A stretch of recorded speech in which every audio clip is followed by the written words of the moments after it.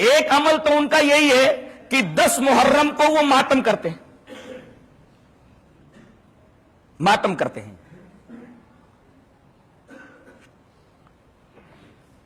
ماتم کب سے شروع ہوا؟ 291 سال کے بعد۔ کس کے 291 سال کے بعد؟ میدان کربلا میں حضرت حسین کے شہید ہو جانے کے 291 سال بعد معز الدولہ دیلمی نے 352 ہجری کے اندر ماتم حسین کو ایجاد کیا کہ حسین کے نام پہ ماتم کیا جائے، اور اس ماتم کا دن اس نے محرم کی 10ویں تاریخ متعین کی۔ ظاہر ہے کہ کربلا کے واقعے کے 291 سال کے بعد سن 352 ہجری کے اندر معز الدولہ دیلمی جب ماتم حسین کو ایجاد کرتا ہے، اس کا مطلب یہ ہوا کہ اس سے پہلے یہ چیز نہیں تھی اور اس کو یہ دین شمار کرتے ہیں۔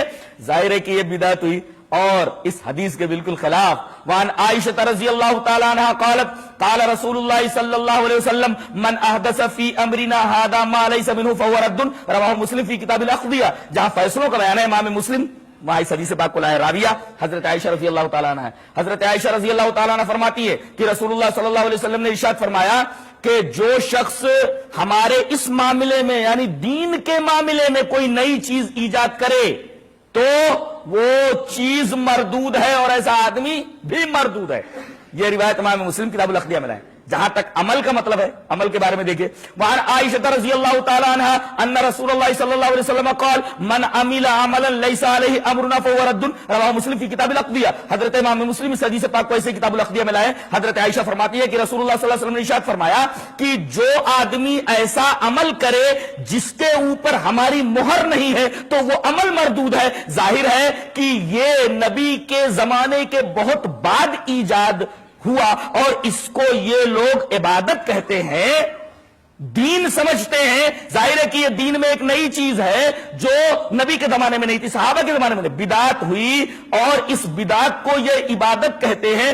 یہاں تک کہ 10ویں محرم کے ماتم کو تمام عبادتوں سے افضل سمجھا جاتا ہے۔ میں نے ایک صاحب کو یہ کہتے سنا کہ 2 بھائی تھے، ایک سنی تھا دوسرا بھی سنی تھا مگر شیعیت کی طرف مائل تھا، تو محرم کے دن علم لے کر کے دونوں جا رہے تھے۔ دونوں نے علم کو سنبھال رکھا تھا، پکڑ رکھا تھا، اس لیے کہ علم ذرا بھاری تھا تو دونوں بھائیوں کو سنبھال کر کے لے جانا پڑ رہا تھا۔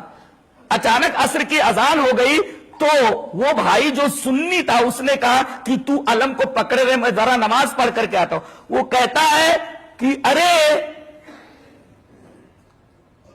اس کو چھوڑ کر کے تو نماز پڑھنے جائے گا، اتنی بڑی عبادت کو چھوڑ کر کے تو نماز پڑھنے جائے گا۔ اللہ، اس کا مطلب یہ ہوا کہ یہ علم اٹھانا یہ نماز پڑھنے سے بھی اعلیٰ اور افضل کام ہے۔ انہوں نے اس بدعت کو ایک بہت بڑی عبادت کا درجہ دے دیا ہے جو ان دونوں حدیثوں کے تناظر میں بدعت ٹھہرتی۔ اور اس ماتم کے اندر یہ اپنے سینوں کو پیٹتے ہیں، سینہ کوبی کرتے ہیں، اپنے کپڑے پھاڑتے ہیں، گالوں کے اوپر تماچے مارتے ہیں۔ یہ تمام حرکتیں جائز ہیں؟ آئیے یہ حدیث دیکھتے ہیں۔ وعن عبد اللہ رضی اللہ تعالیٰ عنہ قال قال النبی صلی اللہ علیہ وسلم لیس منا من لطم الخدود وشق الجیوب ودعا بدعوى الجاہلیہ، رواہ البخاری فی کتاب الجنائز۔ حضرت امام بخاری سے حدیث پاک سے کتاب الجنائز کے اندر راوی حضرت عبداللہ ابن مسعود ہے۔ حضرت عبداللہ ابن مسعود فرماتے ہیں کہ نبی کریم صلی اللہ علیہ وسلم نے ارشاد فرمایا وہ آدمی ہم میں سے نہیں جو گالوں پر تماچا مارے۔ کچھ عورتیں بھی توبہ کرتے وقت کہتی توبہ توبہ توبہ توبہ، یہ گالوں پر تماچا نہیں مارنا چاہیے، تو وہ ہم میں سے نہیں جو گالوں پر تماچا مارے، وہ شکل جیوب جو اپنے گریبان کو چاک کرے، اپنے گریبان کو پھاڑے، وہ دعا بدعوى الجاہلیہ اور جاہلیت کی پکار پکارے۔ یہاں دیکھیں سینہ کوبی، کپڑوں کو پھاڑنا، گالوں پر تماچے مارنا، جاہلیت کی پکار پکارنا، جیسا کہ یہ سب کچھ ماتم کے نام پہ ہو رہا ہے، اس حدیث کی روشنی میں ناجائز ٹھہرتا ہے۔ نبی کریم صلی اللہ علیہ وسلم فرمایا ایسے لوگ ہم میں سے ہیں ہی نہیں۔ ان کا دوسرا پلیٹ فارم ہو سکتا ہے، اسلام کا پلیٹ فارم نہیں ہو سکتا جو اسلام میں لے کر کے آیا ہوں. اسے امام بخاری کتاب الجنائز کے اندر